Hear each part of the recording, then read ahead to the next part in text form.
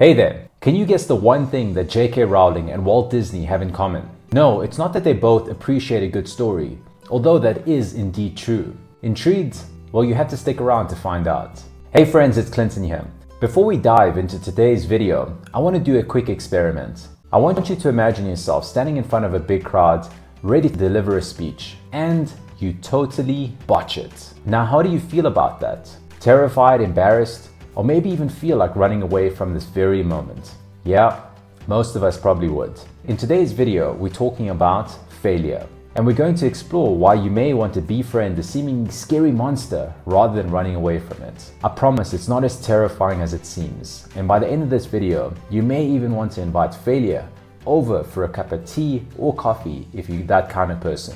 And no, I'm not asking you to become a professional failure, but rather to take a master's degree in the art of failing gracefully. Trust me, the tuition fees are actually quite reasonable. Let's start off with a little story about a young woman who loved to write. She spent countless hours creating a magical world with wizards and witches, only to be told by 12 publishers no for her manuscripts. Now imagine that for a second, 12 publishers. Most people wouldn't even last after one rejection, let alone two, let alone three. But after 12 publishers, she still decided to forge forward. And yes, you guessed it right, we're talking about J.K. Rowling. If she hadn't embraced her failures, Harry Potter may have just remained in her head and not be a beloved series that has inspired hundreds of millions across the world.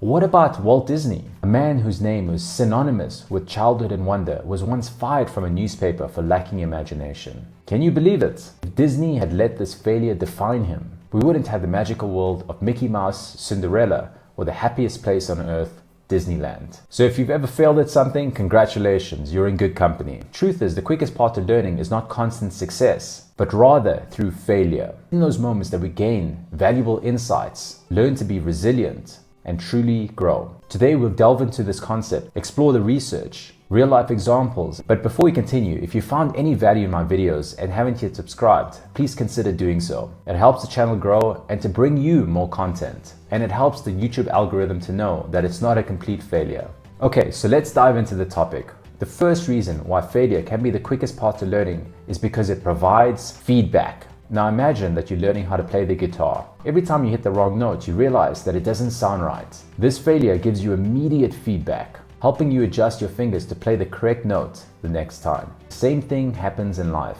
It's simply a feedback mechanism, showing us what didn't work and guiding us towards what might. But Clinton, what about those feelings of disappointment, embarrassment, and hurt? Aren't they feedback as well? Well, I'm glad you asked. A couple of years ago, I was competing in a public speaking competition, and this was in Toastmasters, and this was a club contest where I'd been practicing for months on end, and I really wanted to progress up the ladder and get past club up to area and even potentially division and district, which was kind of the top tier level when it comes to competing within Toastmasters before you get onto world championships. And I eventually got to club competition night, and I walked into the room that night and looked at everyone in the room, just people that I knew. And as I got up to speak, my mind went completely blank and I forgot all my words. Now somehow I managed to regain my composure, but this was after about 10 to 20 seconds. And I remembered my lines, but it was a little bit kind of patchy.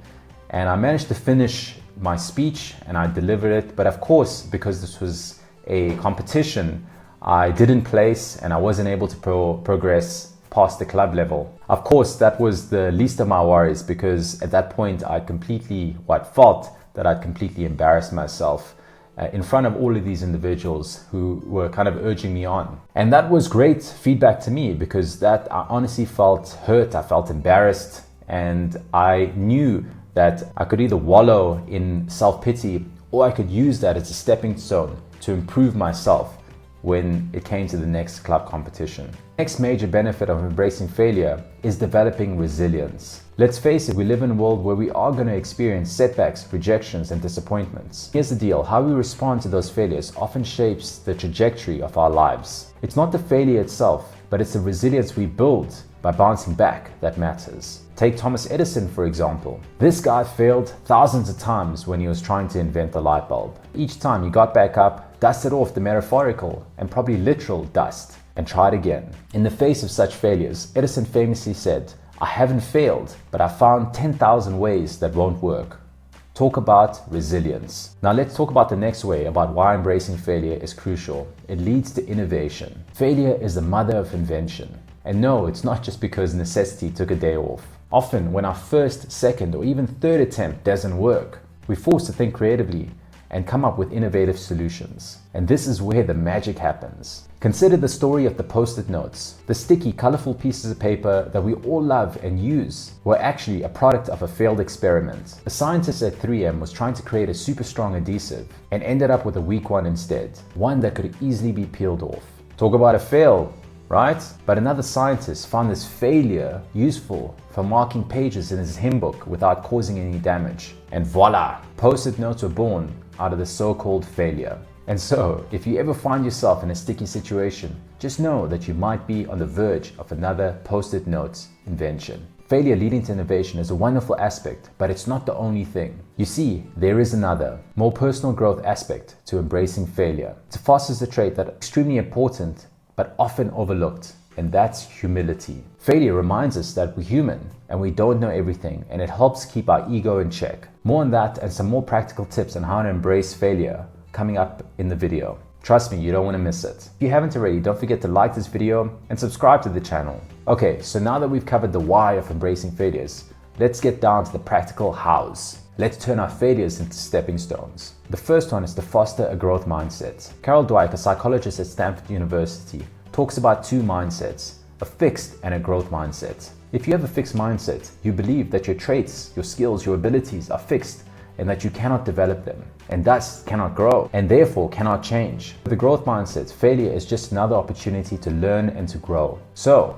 foster that growth mindset. The second one is a failure resume. Yes, you heard it right. Create a resume, but this time, list out all your failures, big and small. And this is the important part. Next to each one, write down what you learned from it. This might feel like a trip to the dentist at first, but trust me, it's a liberating exercise. I have my own failure resume, and I use it to document each time that I failed and the lesson that I've learned from it. It's a friendly reminder that failures are stepping stones and not the end of the road. Plus, I have a good laugh from time to time when I look back at all my mistakes and failures that I've made along the way. Last but not least, it's important for us to normalize failure. Talk about your failures. Share them with your friends, family, or even talk about them on social media if you're brave enough. When we open up about our failures, we allow others to realize that it's just a normal part of life. In fact, after this video, I may even start a Failure Friday series on Instagram. What do you guys think? So there you have it. Embracing failure isn't about glorifying mistakes, but rather about understanding their value and leveraging them for growth. Remember, every successful person you know has failed many times. Fail often, fail forward, and keep learning.